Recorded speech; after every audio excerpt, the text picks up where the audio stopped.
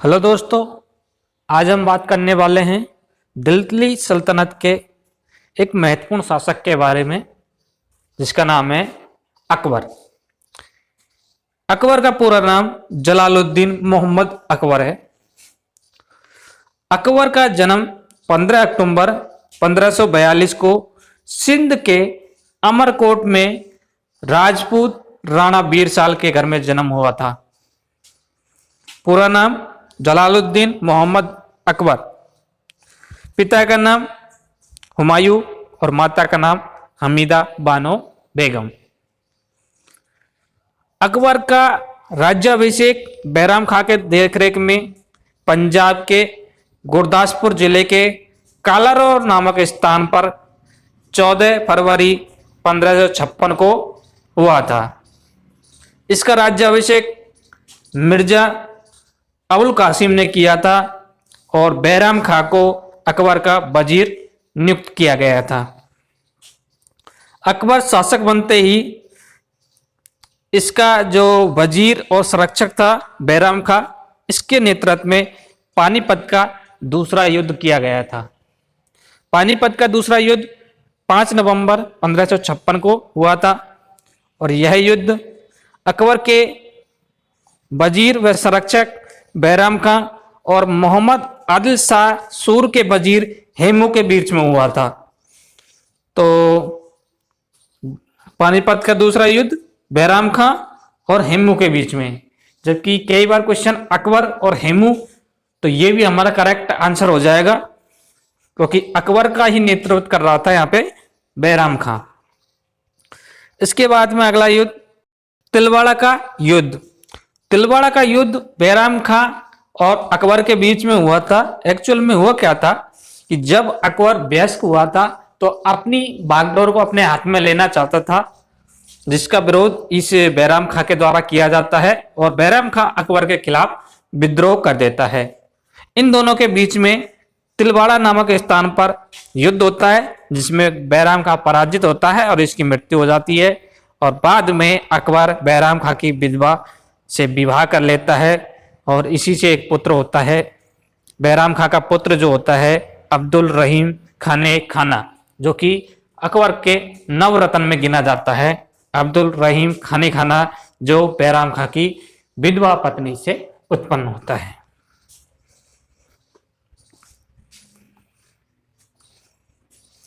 अब जान लेते हैं अकबर द्वारा साम्राज्य विस्तार के लिए कौन कौन से आक्रमण यहाँ पे किए गए थे, कौन कौन से अभियान यहाँ पे चलाए गए थे। तो सबसे पहले हम बात कर लेते हैं मालवा अभियान।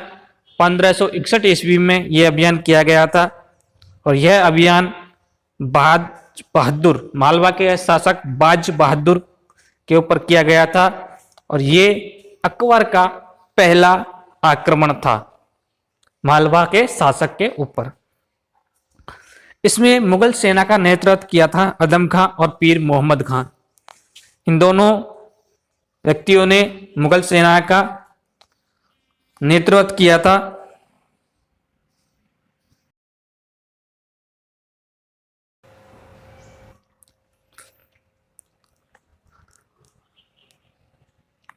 इस युद्ध में मालवा का शासक बाज बहादुर पराजित हुआ और ये रणभूमि छोड़कर भाग गया था और बुरहानपुर में इसने शरण ली। इसकी पत्नी जिसका नाम रूपमती था, इन्होंने आत्महत्या कर ली थी अपने सम्मान की रक्षा करने के लिए। अगला जो अभियान इसका चला था गढ़कटंगा अभियान, ये 1564 ईस्वी में चला था और गढ़कटंगा ये गोंडवाना प्रदेश था जो कि जबलपुर के पास के क्षेत्र में पड़ता है और यहाँ के राजा की मृत्यु होने के बाद में उसकी जो रानी थी दुर्गावती, उसका शासन था। तो अकबर ने क्या किया, जो कड़ा यानी इलाहाबाद का सूबेदार था आसफ खां, इसको भेजा था युद्ध लड़ने के लिए और दमोह के पास में इसने रानी दुर्गावती को पराजित किया। बाद में रानी दुर्गावती ने बंदी बनाए जाने के कारण से खुद को चाकू घोंपकर आत्महत्या कर ली थी। अपने सम्मान की रक्षा करने के लिए। और गढ़कटंगा पर अकबर का अधिकार हो गया था। अब बात कर लेते हैं कुछ एक शासकों के बारे में राजस्थान के, जो कि अकबर के साथ में मिल गए थे। तो सबसे पहले 1562 ईस्वी में अकबर की अधीनता स्वीकार करने वाला कछवा शासक था भारमल, जो कि आमेर का शासक था। और ये राजपूत शासक, इसने सबसे पहले अकबर की अधीनता स्वीकार की थी। 1562 में ही मेड़ता पर अधिकार किया था। और 1568 में मेवाड़ को घेर कर भी इसने कत्लेआम करवाया था। लेकिन यहाँ पे जो मेवाड़ का शासक था उदय सिंह, ये रण छोड़कर चला गया था और एक भयंकर यहाँ पे नरसंहार हुआ था। 1569 को रणथंभौर पर अधिकार किया था। और 1570 इसमें मारवाड़, बीकानेर और जैसलमेर आदि शासकों पर भी इसने मुगल आधिपत्य कर लिया था। यानी कि अधिकतर राजस्थान की सभी रियासतों पर अकबर का अधिकार हो गया था। अकबर का जो महत्वपूर्ण आक्रमण था ये था हल्दी घाटी का युद्ध। और ये हल्दी घाटी का युद्ध इतिहास में भी काफी प्रसिद्ध है। और यह युद्ध की जानकारी से पहले हम कुछ एक इस युद्ध के बारे में जान लेते हैं कि हल्दी घाटी का युद्ध, इसकी शुरुआत कैसे हुई थी। तो 1570 की बात करें तो मेवाड़ के लगभग सभी राजाओं ने यहाँ पे अकबर की अधीनता स्वीकार कर ली है। और बाद में जब चित्तौड़ पर आक्रमण किया था तो यहाँ पे घेराबंदी की थी, लेकिन फिर भी उदय सिंह ने अकबर की अधीनता स्वीकार नहीं की। जब लास्ट में रसद सामग्री खत्म होने पर आई तो यहाँ पे एक जौहर भी किया गया था। उदय सिंह तो यहाँ से छोड़ के चला गया था और उदय सिंह ने जयमल और फत्ता के हाथों राज का संभाल करके और चला गया था। तो जयमल और फत्ता के द्वारा यहाँ पे केसरिया किया जाता है और बहुत बड़ा नरसंहार यहाँ पे किया जाता है। और इसी के बाद में उदय सिंह के बाद में अगला जो शासक यहाँ पे महाराणा प्रताप बनता है 1572 ईस्वी में। और ये वो एक महान शासक है जिसने मुगल सत्ता स्वीकार नहीं की थी। अकबर ये चाहता था कि महाराणा प्रताप मेरी अधीनता स्वीकार करे, इसके लिए इसने अपने दूत मंडली भेजी थी।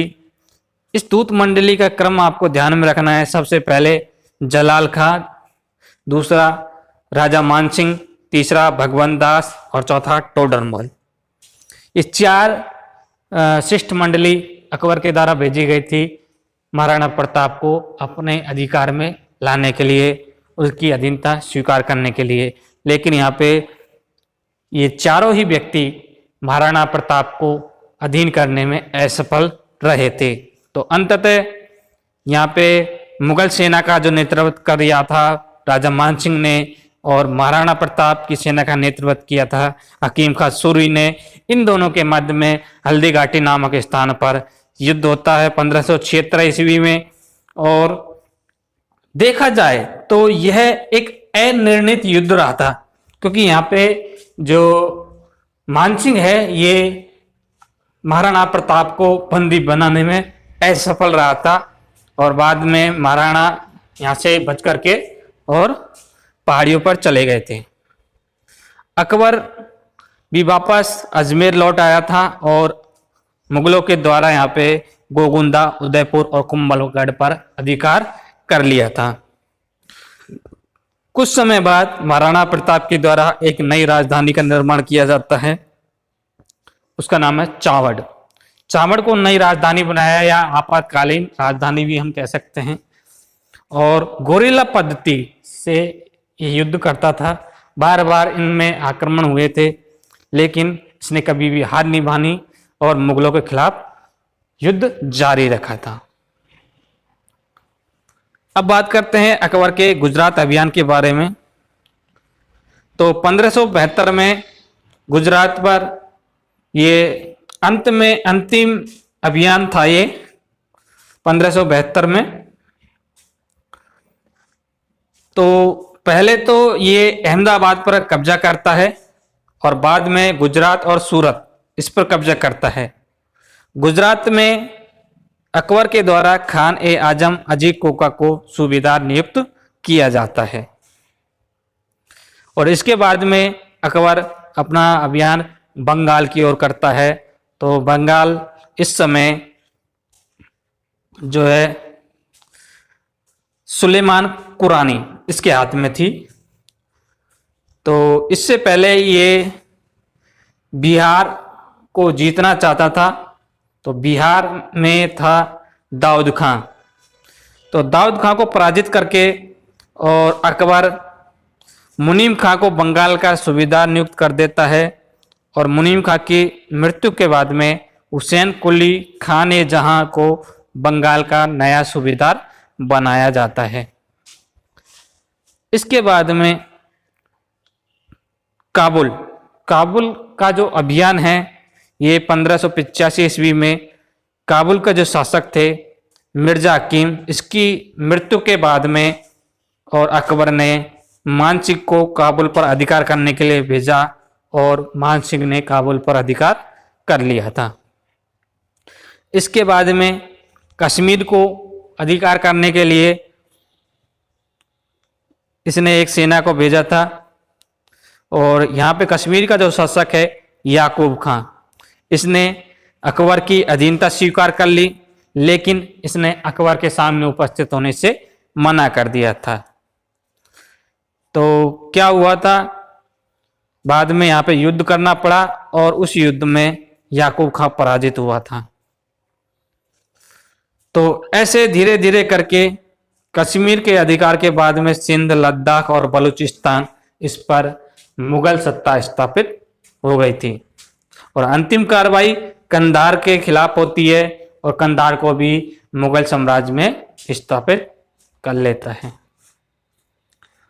1605 ईस्वी में अकबर बीमार हो गया था और 21 अक्टूबर 1605 को ये जहांगीर, जो कि सलीम के नाम से जाना जाता है, इसको उत्तराधिकारी नियुक्त कर देता है और 25-26 अक्टूबर के आसपास यानी कि 1605 में अकबर की मृत्यु हो जाती है और आगरा से आसपास यानी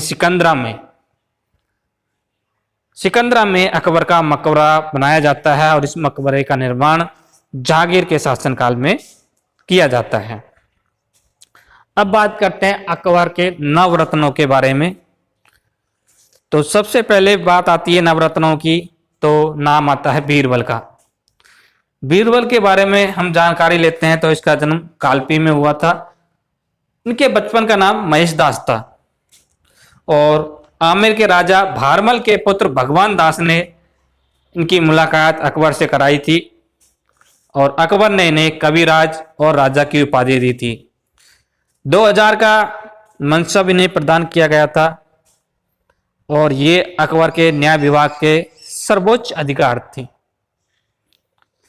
दीन ए इलाही धर्म को स्वीकार करने वाला एकमात्र हिंदू राजा वो था बीरबल और इनकी मृत्यु यूसुफजई कबीले के साथ होने वाले संघर्ष से हुई थी। दूसरा जो नवरत्न आता है यह है अबुल फजल। इन्होंने आईने अकबरी अकबरनामा की रचना की थी और अबुल फजल दीन ए इलाही धर्म के मुख्य पुरोहित थे। इनकी हत्या शहजादा सलीम ने करवाई थी। तीसरा नवरत्न तानसेन, ये ग्वालियर के थे और अकबर के द्वारा इन्हें कंठाभरण वाणी विलास की उपाधि दी गई थी। इसके समय ध्रुपद गायन शैली का विकास हुआ था और इन्होंने इस्लाम धर्म ग्रहण किया था। अब बात करते हैं अब्दुल रहीम खाने खाना की। ये बैराम खां के पुत्र थे, जो कि हम बता चुके हैं। ये बैराम खां अकबर का संरक्षक हुआ करता था। बाद में बैराम खां के द्वारा विद्रोह किया जाता है और उसको पराजित करके उसकी हत्या कर दी जाती है। तो उसी का पुत्र है, बैराम खां का पुत्र अब्दुल रहीम खाने खाना, और इसका पालन पोषण अकबर ने किया था और इन्होंने बाबरनामा का फारसी में अनुवाद किया था। मानसिंह ये आमेर के राजा भारमल के पौत्र और भगवान दास के पुत्र थे।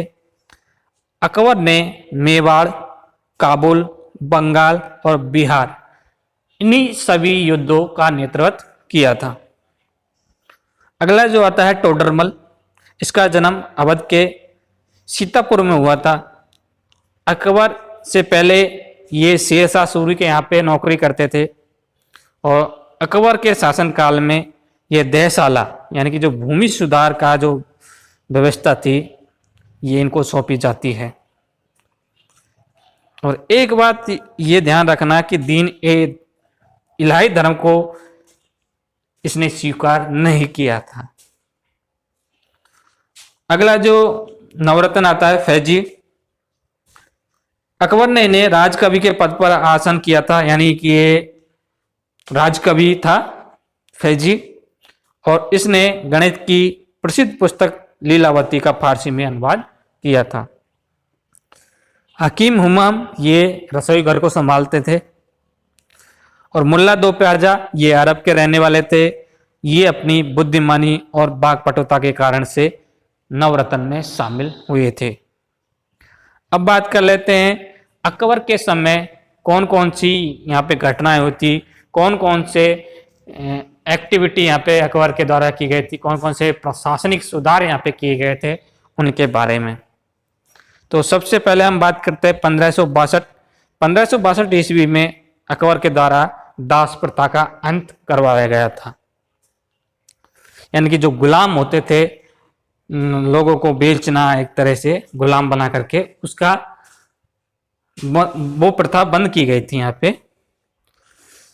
1563 को तीर्थ यात्रा कर समाप्त कर दिया, यानी कि जो हिंदुओं से लिया जाने वाला जो यात्रा कर है वो भी यहाँ पे समाप्त कर दिया था। 1564 में जजिया कर, गैर मुस्लिमों से लिया जाने वाला कर, ये जजिया कर, इसको भी यहाँ पे समाप्त कर दिया था। 1567 में मनसबदारी व्यवस्था प्रारंभ की थी अकबर के द्वारा ही। 1571 में फतेहपुर सीकरी की स्थापना की गई थी और 1575 में इबादत खाने का निर्माण कराया था। इबादत खाने का निर्माण ये सभी धर्म, पहले तो ये सिर्फ मुस्लिमों के लिए खोला जाता था, लेकिन बाद में ये सभी धर्मों के लिए खोल दिया था। इबादत खाने की स्थापना का उद्देश्य अकबर को ये जानना था कि हर एक धर्म की अपने हिसाब से क्या उनकी व्याख्या होती है, उन सभी को जानने के लिए इबादत खाने का निर्माण कराया था। 1579 में दहशाला प्रणाली की घोषणा की गई थी और 1580 में साम्राज्य को सूबों में विभाजित कर दिया था। और 1582 में दहशाला प्रणाली लागू की और दीन इलाही की घोषणा की थी और 1583 में दीन इलाही संवत की स्थापना यहाँ पे की गई थी। अकबर के बारे में महत्वपूर्ण जानकारी जो कि आपको ध्यान में रखनी है। दोस्तों इस वीडियो में इतना ही। बाकी अगला जो इसका शासक होता है मुगल सल्तनत का सलीम, जो कि जहांगीर के नाम से जाना जाता है, उसके बारे में हम नेक्स्ट वीडियो में अध्ययन करेंगे।